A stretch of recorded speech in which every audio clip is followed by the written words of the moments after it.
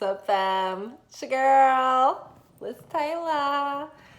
I've been out with my BFF, Tracy. We went to have a couple of little quick drinks at some really cute places nearby me. So I have like a really cute bed and breakfast. It's like super like...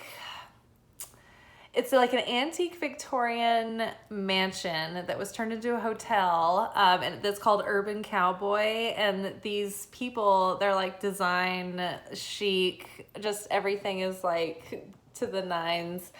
But they also have places in Brooklyn and then the Catskills.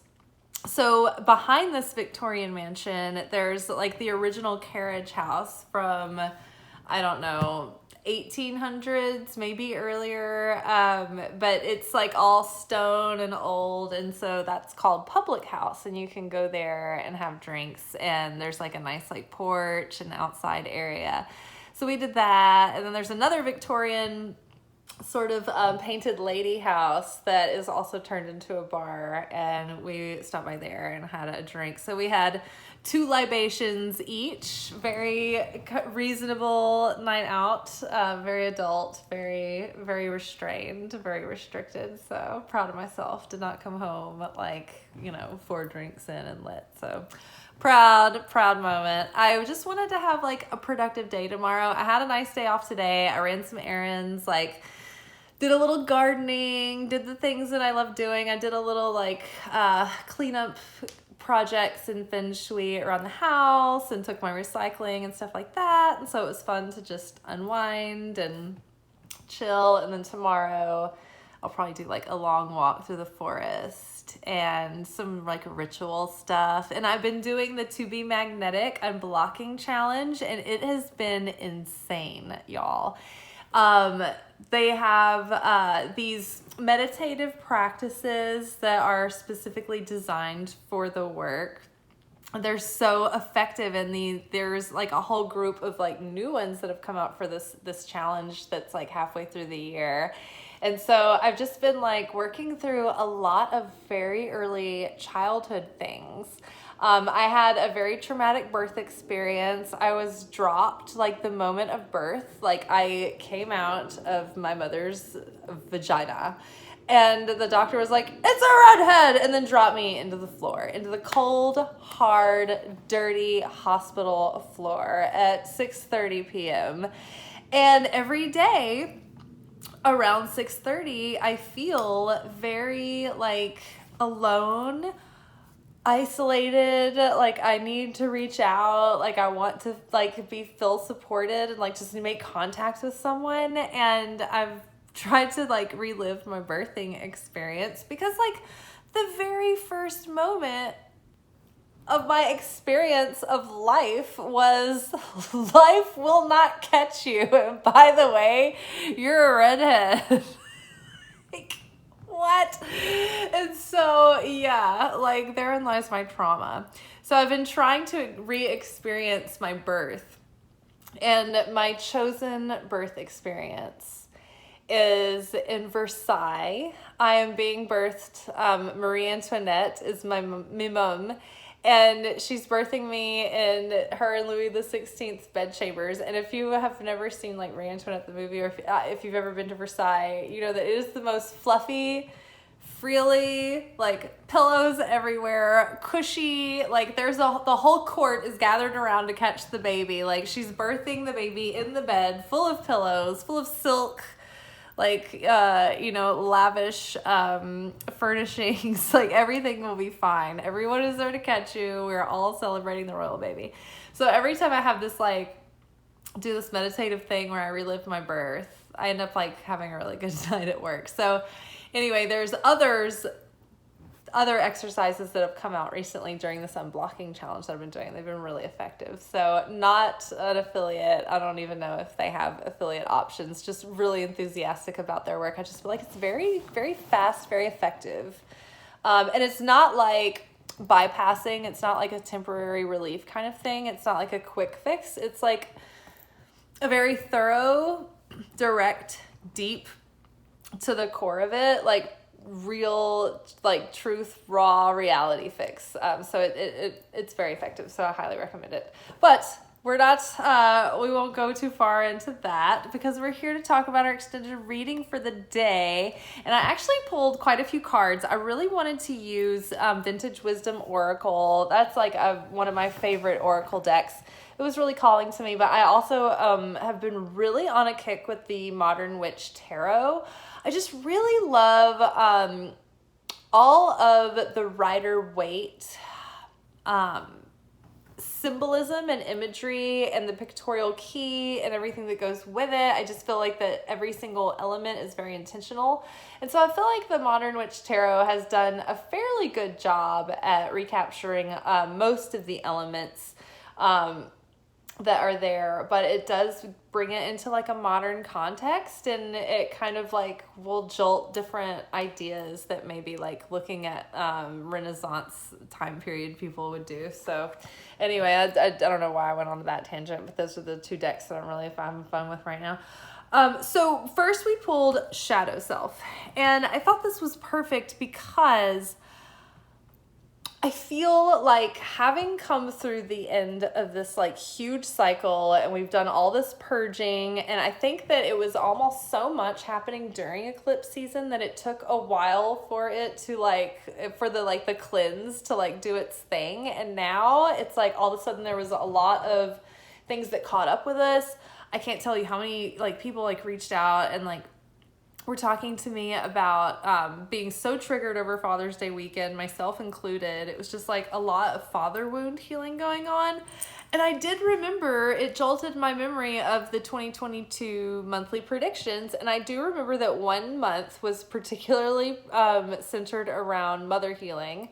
And then I feel like it followed by having a month that was particularly centered around father healing. I think it was like alternating, but I feel like we just went through like the mother healing during like Mother's Day month, and like the Father's Day of healing during Father's Day month, or at least seeing the trigger and starting to have revelations about how the patterns connect and putting those pieces together. And sometimes, like, you know, that starts a healing, it's the catalyst, but that can also be very uncomfortable.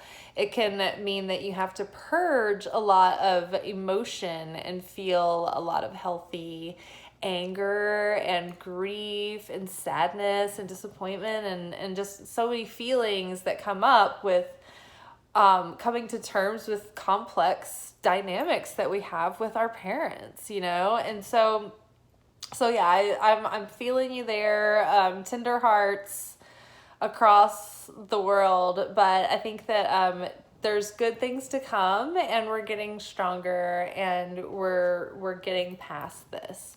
So Shadow Self came up, and I felt like that a lot of those patterns and things had been triggered and brought up during eclipse season and the retrograde and the Omer. And I feel like, you know, when we talk about the shadow self, these are the parts of ourself that we like kind of want to keep hidden because we don't want anybody else to see it, because that we think that if people saw that part of us, that like they would definitely abandon us or reject us or like ostracize us or make fun of us or bully us or reject us or like expel us from the village and leave us for dead. Those are the parts that we keep hidden to survive and to be accepted and to belong. But those are the very parts of ourselves that end up trying to act out. And even though we try to keep them hidden, they're probably the most obvious parts of ourselves to other people. So the fact that we're hidden is only an illusion. It's like having an ostrich like with its head in the ground. It's like, no one can see me, no one can see me. And it's like, what? It's fairly obvious. There's a big old fat ass ostrich over there with its head in the ground. You know what I'm saying? So our shadow self is like a stinking fart that leads the way. Everyone can see it, and including us. And so we finally realized that recently, if we don't look at these things, they're still going to be there. They're still going to be haunting us and causing problems. And so we better had look at it. And I think that once we do take a look at it, it's like those monsters that hide in the shadows of the closet that are so scary that we avoid like like we hide under our blankets and pillows because the distorted shadows are so terrifying. But once we turn the light on, we realize it was just, you know, these distorted images created by, you know, the things that were cluttering the closet, right? So we have to not only acknowledge those shadow parts of ourselves, but embrace them and have kindness and compassion and realize that if it were some other person, we'd probably be a lot more kinder and understanding. Or if it were like a, you know, a little child that you loved, like a little niece or a nephew or your own child or whatever. And if like that sweet little cute baby came up to you and, you know, had these problems, you would try to comfort them and tell them that everything was okay, that they were still worthy and still lovable, right? And so we have to come to terms with this within ourselves and accept these parts of us and know that we're still lovable even with all of our flaws. I mean, look at these people out there acting awful who are still lovable with all their flaws. Right? Like we're so worthy. And so we're really owning these things.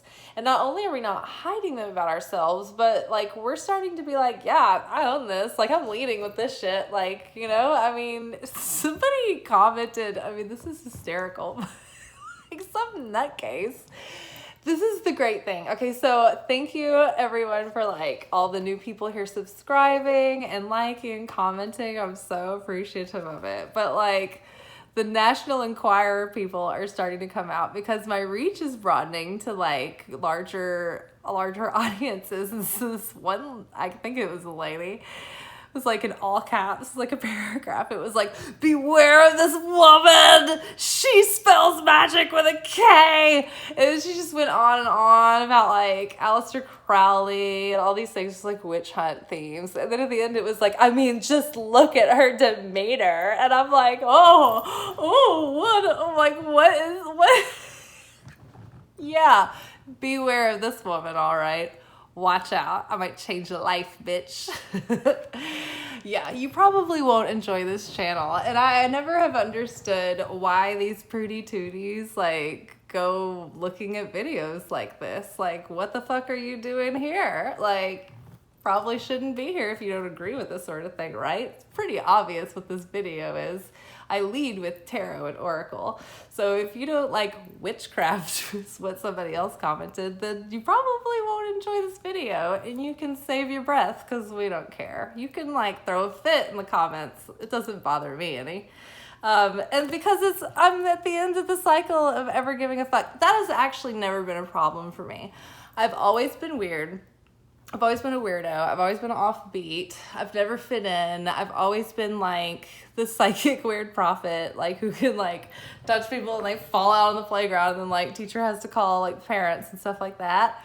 So I've always been touched. I've always been strange. It's never bothered me. So I've always been very independent. I've been, you know, marching to the beat of my own drum, and that has caused controversy over the years. And I've been called everything but a child of God by everybody, like family included. Don't care. I know who I am. I know that like God in heaven knows who I am. Me and Jesus are tight. Me and Mary Magdalene are tight. Me and Mary, Jesus' mother, are tight. Me and Jesus' grandparents are tight, right? Like, so I'm feeling secure over here. So we are at the end of a long and arduous pattern. We are done with it. We have embraced our shadow self, and we are at the end of the cycle. And we do feel a bit like this. We're just like, I can't do anything. I have nothing left to give. But that's good because we needed to be this dead, to be this released, to feel like when you face death, like you're invincible. Like nothing can stop you. If you really go through ego death and you're like, oh wow, I'm just like hovering in the void and I still continue on and I'm still conscious, even though there's just like void space around me. You're like, okay, the illusion of death is over, right? It's the same for all the pain, all the discomfort, all of the mishaps in life that we face. We can either let them break us down, or we can make they can make us invincible to where it's like, okay, like like nothing, like I've gone through everything you can think of in every category. You know, God help us that that's not the case. But like you go through so many things where you're just like, okay, all right, I can handle it. Like I can handle whatever, and I'm not going to let this slow me down in life, and I'm not going to let it rob me of my joy, and I'm not going to let it ruin the party or rain on my parade. I'm just going to continue on and move forward and live life. And so because we're at the end of all of that drama and nonsense and that heavy baggage and all of those old patterns from the past that we picked up in childhood, even for some as early as their birth. I mean, there was plenty of trauma after that, but like, I mean, the first moment you're born where you're just like, life will not catch you. You will hit the floor and you may get staph infection. You may bust your head open. And I still have a flat head, and I wonder if that's why. I just have a very, very flat back of my head. That's why I have to tease my hair so much, because I'm overcompensating for having such like a flat head. Oh, yeah. Oy vey. Okay, so now that we have had all of these realizations, we're feeling a lot of gumption and a lot of moxie, and we're starting to realize like all of our gifts and dreams and things that we bring to the table. And we're just like, okay, what do I even want to do with all of this? And what do I want to do next? Because I have all of these resources at my disposal. I have all of these talents. I have all of these wonderful qualities to bring to the table and to offer. And so what do I want to do with them? And dream and get,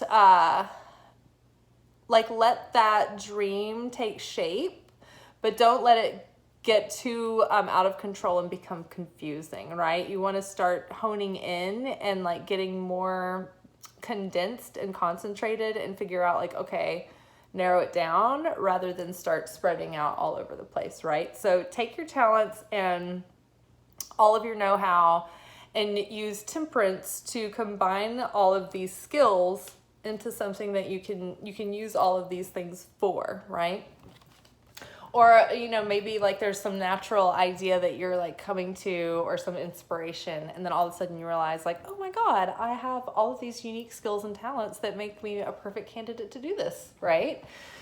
Followed by the magician. We have everything that we need to get this done. And now including all of the like mental clarity, the confidence, like our heart, mind, soul, and spirit are aligned. And now it's just about like getting our ass together, getting the routine in order, getting a structure in place so that we can follow through and take action, take inspired action, take like divinely led action.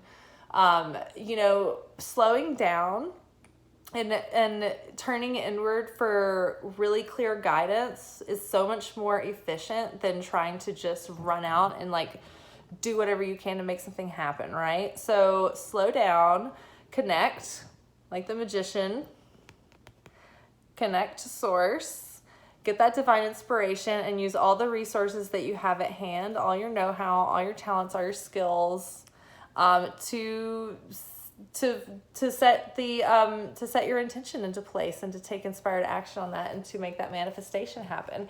And you have every reason to believe that you will be very successful and very fruitful in this. The Empress has balanced the masculine and feminine energies, and because of this, she gets to sit in her like Venus themed kind of comfort as a divine feminine, but also because she has earned it and set herself up with the stability and like followed her creativity, followed her instinct. And this could be a man who also has his divine feminine in check, where he knows how to use his instinct and his intuition to create the life that he wants to live, that gives him fulfillment and comfort and beauty that surrounds him, right?